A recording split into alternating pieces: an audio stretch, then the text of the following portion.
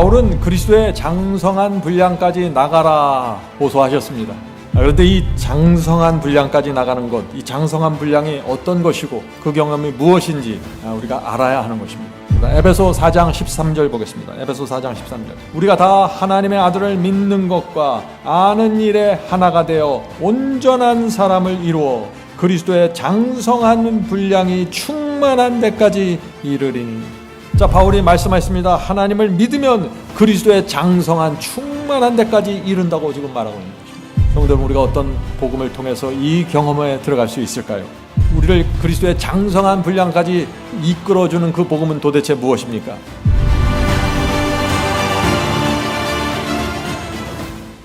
자, 히브리서에도 장성한 자의 진리가 펼쳐집니다.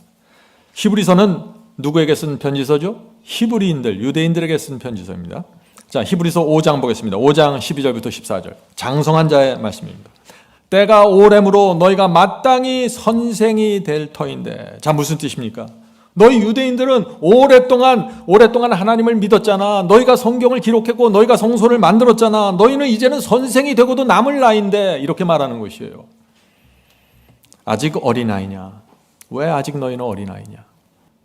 너희가 다시 하나님의 말씀의 초보가 무엇인지 누구에게 가르침을 받아야 할 것이니. 무슨 뜻이에요? 의의 경험을 기초부터 다시 배우라는 것입니다. 지금 너희들이 아무리 오래 밀었어도 너희들이 성경을 기록해서도 소용없어. 너희 조상이 아브라함이라도 소용없어. 너희는 의의 경험을 몰라. 다시 시작해. 이 말씀을 하는 거죠. 젖이나 먹고 단단한 식물을 못 먹을 자가 되었도다. 어린아이는 뭐예요? 이빨이 없어서 단단한 식물 못 먹잖아요.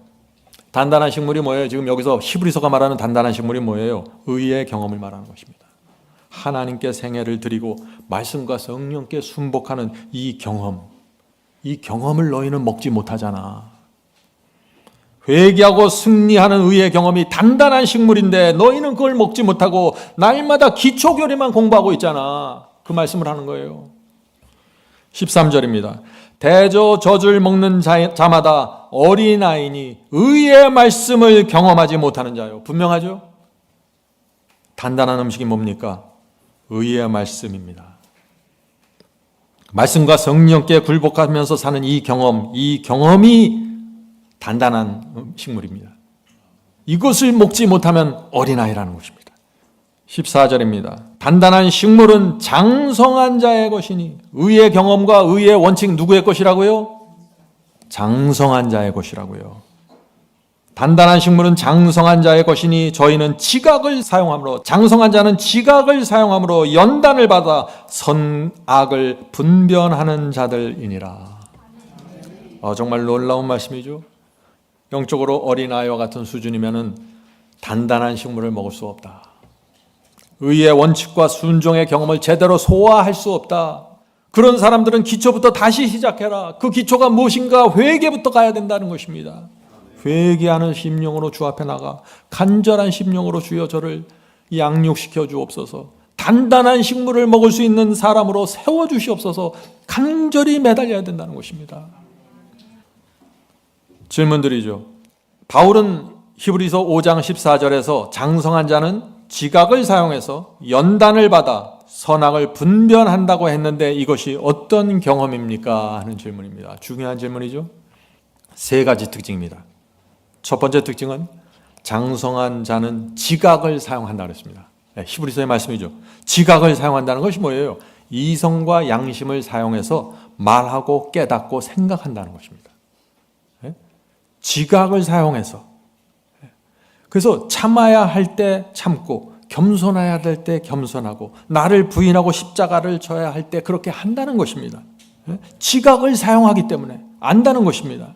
상황마다 기도하면서 지혜를 구한다는 것입니다. 그것이 지각을 사용하는 장성한 자의 특징이라고 지금 말하고 있는 것입니다. 자, 두 번째, 장성한 자의 두 번째 특징은 연단을 받습니다. 장성한 자는 하나님께서 연단시키기 위해서 시험과 환난을 허락하실 때, 고난을 허락하실 때 겸손하게 주의 뜻을 따릅니다. 발버둥치지 않습니다. 하나님 왜 나에게 이런 것을 주십니까? 하고 저항하지 않습니다. 나를 연단시키기 위해서 이런 불시험을 허락하시는 하나님의 마음이 어떠할까? 그걸 생각하는 것입니다. 넘어지고 쓰러질 때마다 이 장성한 자들은 더 깊은 교훈을 받고 더 주님께 더 가까이 가게 되는 것입니다. 장성한 자로 세워지는 것입니다.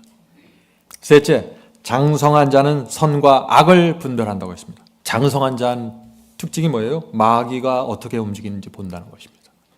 마귀가 사람들 뒤에서 어떻게 무너뜨리고 상황을 어떻게 끌어가는지, 어떻게 유혹하고 공격하는지, 장성한 자는 사람을 보지 않고 눈에 보이지 않는 영의 움직임을 본다는 것입니다. 내가 어떤 결정을 해야만 이 상황 속에서 하나님의 편에 서는 건지 분별한다는 것입니다. 장성한 자입니다. 많은 분들이 장성한 자, 화 안 내고 짜증 안 내고 그렇게만 생각하죠. 그것도 중요합니다만은 오늘 제가 말씀드린 이것이 핵심이라는 것이죠. 장성한 자는 지각을 사용해서 연단을 받아 선악을 분별한다는 이 말씀의 의미를 여러분들 반드시 이해하게 되길 제가 간절히 바랍니다. 성도 여러분, 오늘 우리가 장성한 자에 대한 말씀을 살펴보았습니다. 이 말씀을 살펴보니 여러분이 그동안 받은 이 승리의 복음의 가치가 무엇인지 이제 좀 잡힙니까? 이 승리의 복음 중심으로 들어오는 말씀이 이 말씀입니다. 승리의 복음은 장성한 자를 만들어내는 복음입니다. 승리의 복음은 인간의 마음에 의의 원칙을 세워서 늦은 비 성령을 위해 준비하시고 주의 재림을 위해서 사람들을 준비시키는 그 복음입니다.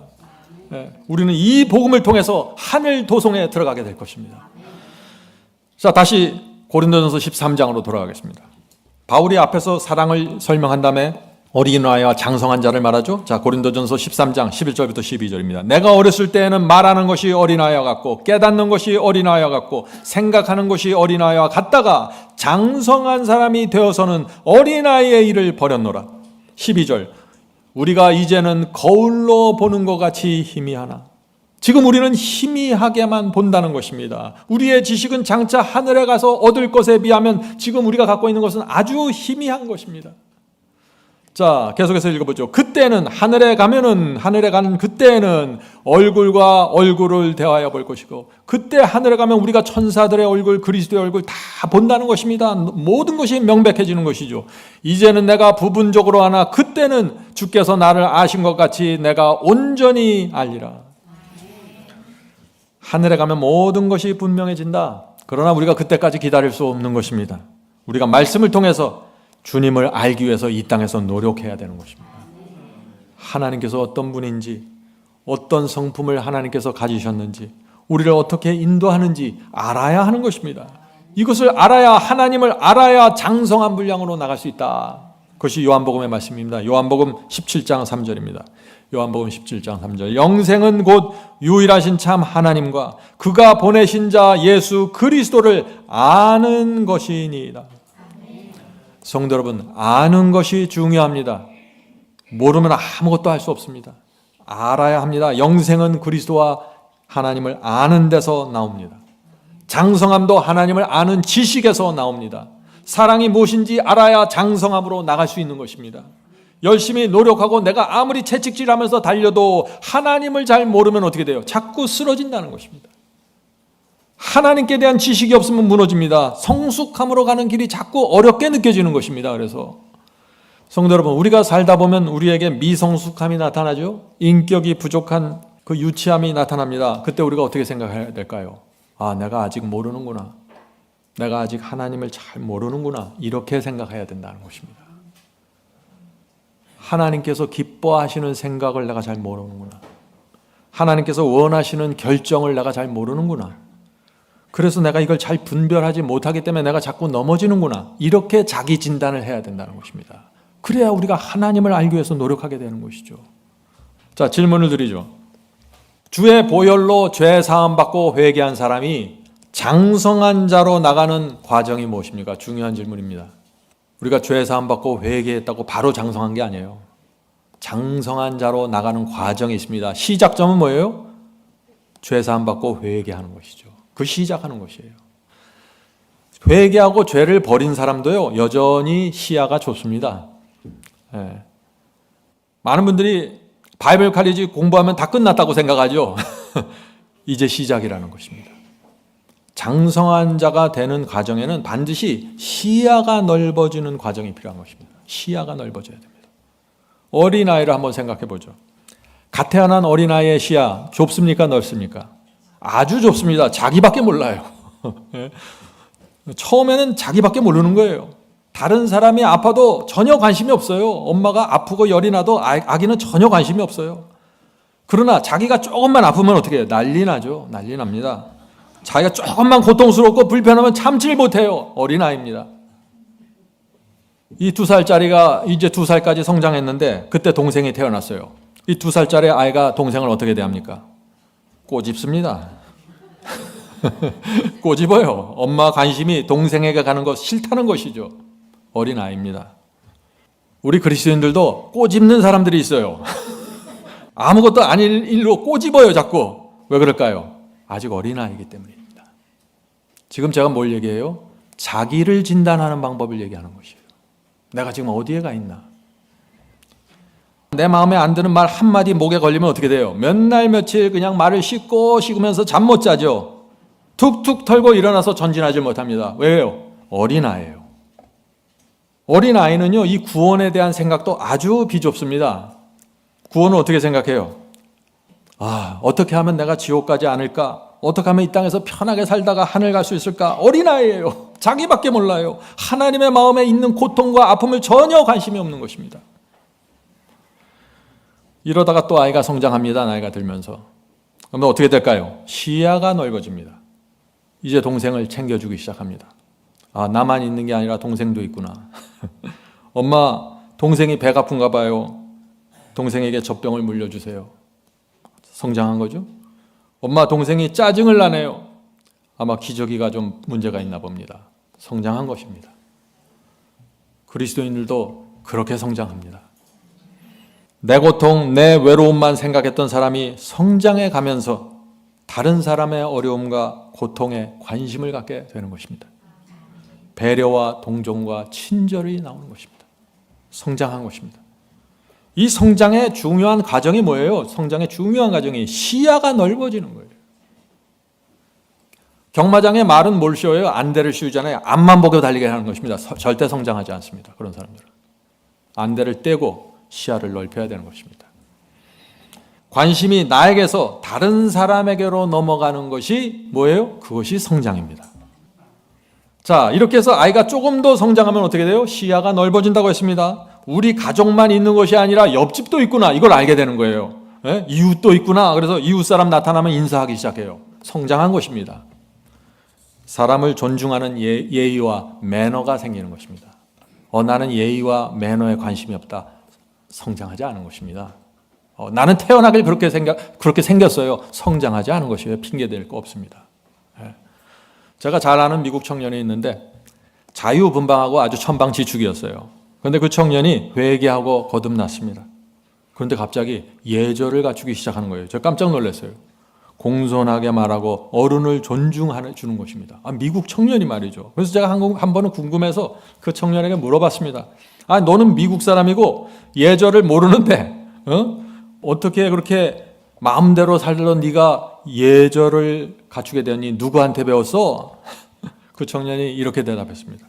저는 예절을 배운 적이 없습니다. 그냥 제 마음이 하나님을 믿는 사람은 예의를 갖추는 것이 마땅하다고 생각했습니다. 성도 여러분, 말씀과 성령으로 거듭나면은요, 일일이 가르쳐주지 않습니다. 예의와 매너 같은 거 그냥 배워버리는 것이에요. 말씀과 성령께서 내 속에 들어와서 지도해버리는데. 아이가 조금 더 자라면 어떻게 돼요? 가족을 챙기죠. 더 자라면 옆집과 이웃을 친절하게 대하죠. 거기서 더 성장하고 자라면 어떻게 될까요?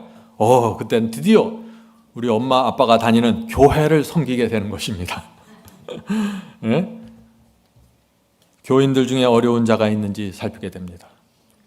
진리를 보존하고 전파하기 위해서 내가 무엇을 할 수 있을까 고민하게 됩니다. 성장하는 겁니다.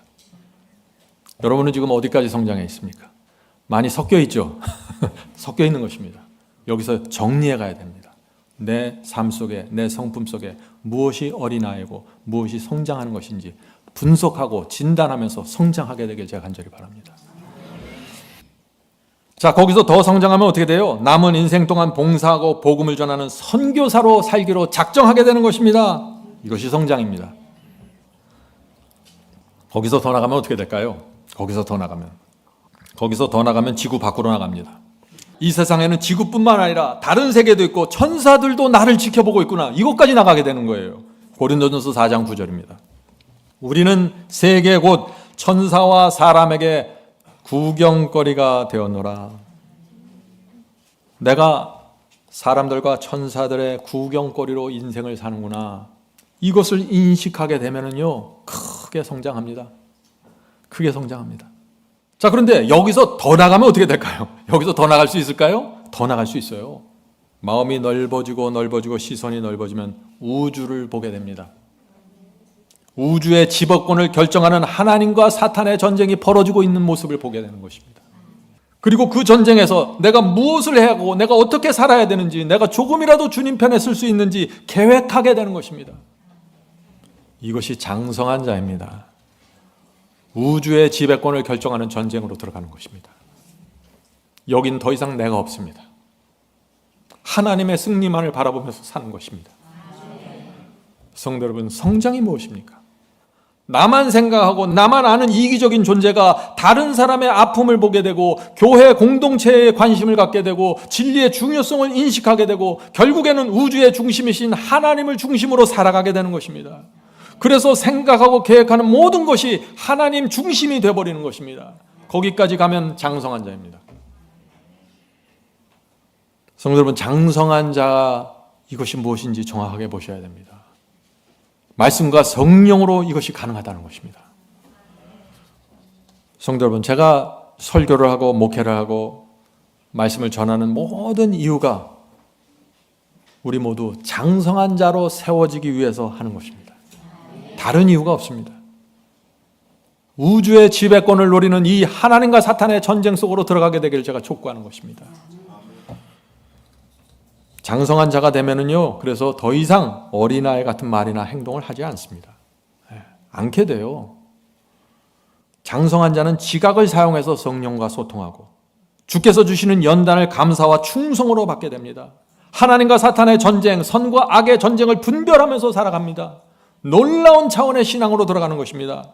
어린아이 같은 짓들이 나오질 않게 되는 것이죠. 어린아이에서 벗어나 성장하게 되면 기도도 달라집니다. 더 이상 뭐 달라 이런 기도 안 합니다. 나만 생각하는 이기적인 기도 사라지고, 주여 어떻게 하면 제가 하나님께 영광을 돌릴 수 있을까요? 그것만 바라보면서 기도합니다. 어린아이의 유치함을 버리고 성장하게 되면 어떤 변화가 생기냐면요, 인생의 철학이 달라집니다. 내가 사는 이유와 목적이 달라지고 모든 것이 달라집니다. 기복, 신앙, 이상한 구원론, 이상한 성령은사 이런 거 전혀 관심도 갖지 않게 돼요. 이 장성한 자를 만들어내는 승리의 복음을 한번 본 사람들은 다른 데 전혀 마음을 뺏길 수가 없는 사람이 되어버리는 거 많은 것입니다. 자, 질문 드리죠. 자, 성화가 무엇입니까? 우리는 왜 성화되어야 되고 왜 장성한 자가 되어야 할까요? 자, 성화가 무엇인가? 성화는 다른 사람들을 위해 봉사하고 섬기는 마음을 받는 것입니다. 또 성화는 나를 위해 사는 것이 아니라 하나님을 위해 사는 것입니다.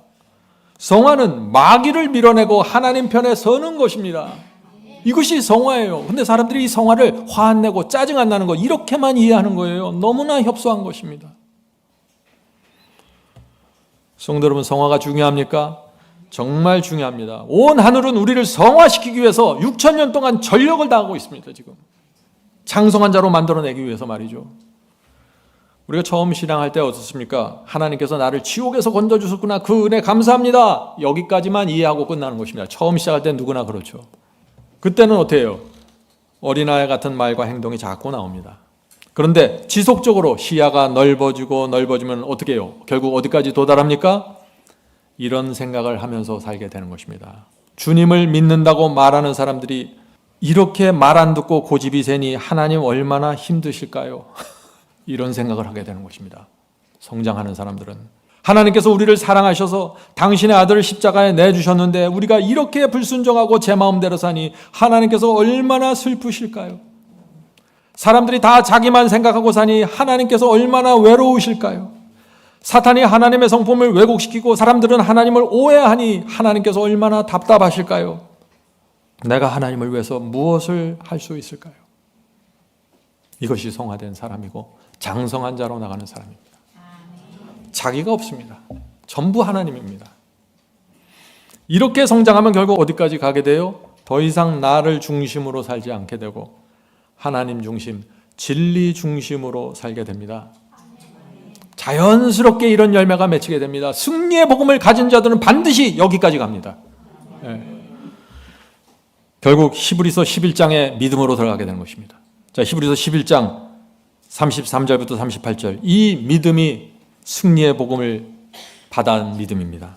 자, 저희가 믿음으로 나라들을 이기기도 하고 의를 행하기도 하고 약속을 받기도 하며 사자들의 입을 막기도 하며 불의 세력을 멸하기도 하며 칼날을 피하기도 하며 연약한 가운데서 강하게 되기도 하며 전쟁에 용맹되어 이방 사람들의 진을 물리치기도 하며 여자들은 자기의 죽은 자를 부활로 받기도 하며 또 어떤 이들은 더 좋은 부활을 구하고자 악형을 받되 구차히 면치 아니하였으며. 지금 말씀과 진리를 붙잡고 살다가 당하는 수많은 고난과 시련을 말하는 것입니다. 믿음의 조상들이 이렇게 살았다는 것입니다. 36절 또 어떤 이들은 희롱과 채찍질뿐 아니라 결박과 옥에 갇히는 시험도 받았으며 돌로 치는 것과 톱으로 켜는 것과 시험과 칼에 죽는 것을 당하고 양과 염소의 가죽을 입고 유리하여 궁핍과 환난과 학대를 받았으니 이런 사람은 세상이 감당치 못하도다. 저희가 광야와 산중과 아멸과 토굴에 유리하였느니라. 성도 여러분, 이것이 믿음의 조상들이 살았던 삶입니다. 이것이 하나님 중심으로 사는 장성한 자의 믿음이라고 지금 말하고 있는 것입니다. 더 이상 자신이 없습니다. 환난이 오든 시련이 오든 뭐든 더 이상 자신이 없습니다. 하나님, 제가 이 상황에서 어떤 결정을 해야 됩니까? 그것을 묻으면서 살아가는 것입니다. 오늘날 교회 안에 이런 믿음을 길러내는 복음이 있습니까? 참 찾기 힘들죠. 패배의 복음이 교회를 지배하고 있는 것입니다. 그래서 수많은 사람들이 이 히브리서 11장에 나오는 이 믿음을 도무지 불가능한 것으로 바라보는 것입니다.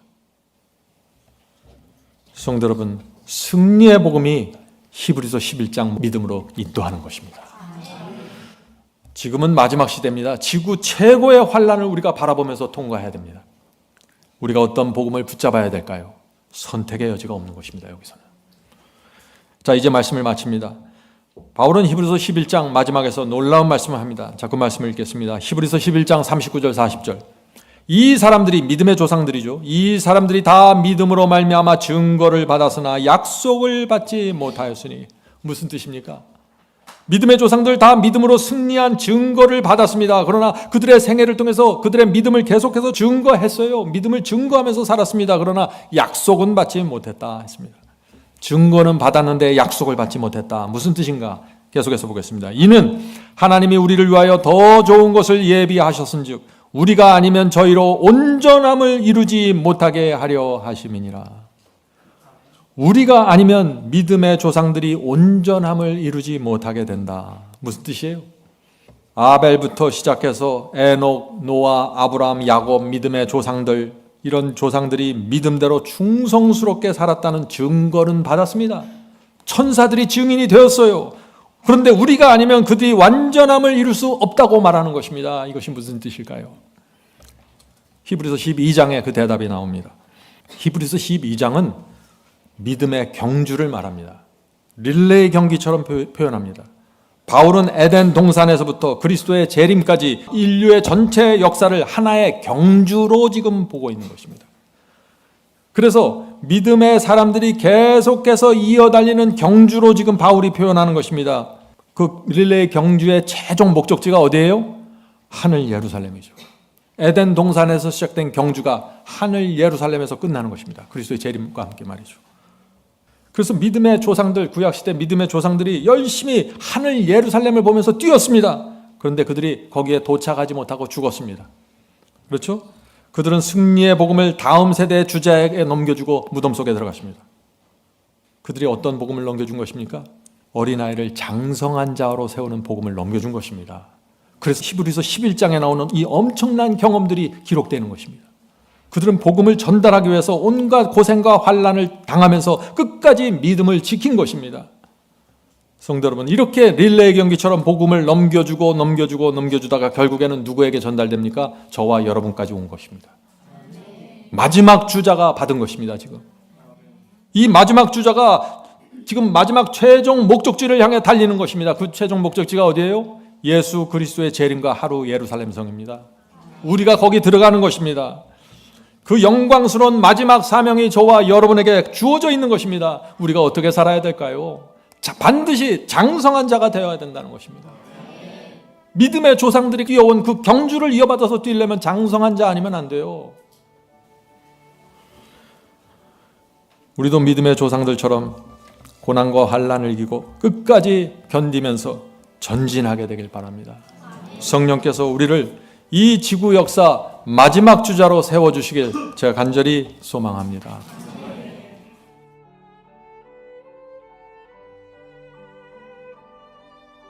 하늘에 계신 저희들의 아버지, 하나님의 마음을 보여주셔서 감사합니다. 저희를 어떻게 해서든지 성장시키고 장성한 자로 세우시려는 하나님의 마음을 저희가 헤아립니다. 주여 도와주시옵소서. 오랫동안 주님을 믿었지만 저희 속에 아직도 어린아이와 같은 것들이 숨겨져 있습니다. 주여 보여주시고 가르쳐주시고 고쳐주시옵소서. 저희가 이제 고치길 원합니다. 어린아이의 일을 버리기를 소망합니다. 주여 늘 저희 가까이 오셔서 말씀으로 지도해 주시고 성령으로 인도해 주시옵소서. 저희 마음은 정말 고치길 원합니다. 소망합니다. 저희의 부족함을 주께서 아시오니 오셔서 인도하시고 또 저희를 위로해 주시옵소서. 오랫동안 주님을 믿었지만 저희 마음 깊은 곳에 좌절이 있는 분들이 있습니다.